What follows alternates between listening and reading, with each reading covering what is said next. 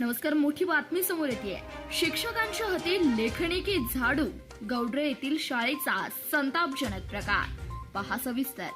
शिक्षकांचे पवित्र मंदिर म्हटल्या जाणाऱ्या शाळेत आज एक अत्यंत लाजिरवाणी घटना समोर आली आहे. धर्मवीर संभाजी विद्यालय गौंड्रे तालुका करमाळ येथे चक्क 4 शिपाई तैनात असतानाही शिक्षकांना स्वतः शाळेचं बाथरूम स्वच्छ करावं लागत असल्याचा धक्कादायक प्रकार उघडकीस आलाय.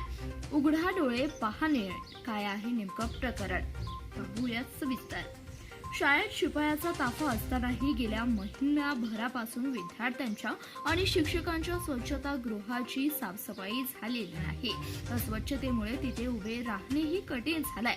याबाबत मुख्याध्यापकांना वारंवार कल्पना देऊनही त्यांनी त्याकडे सोयीस्कर दुर्लक्ष केलं. अखेर सहनशक्तीचा अंत झाल्यावर एका ज्येष्ठ शिक्षकाने स्वतः पुढाकार घेत ते अस्वच्छ वास्तव्य जगासमोर आणलं.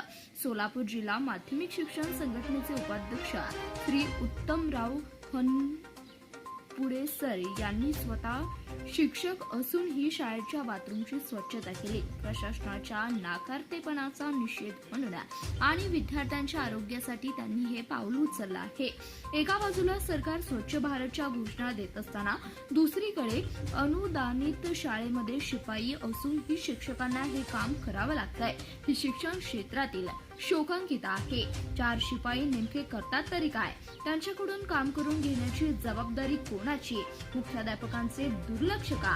तक्रारी करूनही कारवाई का झाली नाही? आरोग्याशी खेळ का? अस्वच्छतेमुळे विद्यार्थ्यांचा आजार झाल्यास जबाबदार कोण? असे अनेक संतापजनक प्रश्न निर्माण होत आहेत. धन्यवाद. प्रतिनिधी भारत इंगवले, CBS न्यूज मराठी, सोलापूर.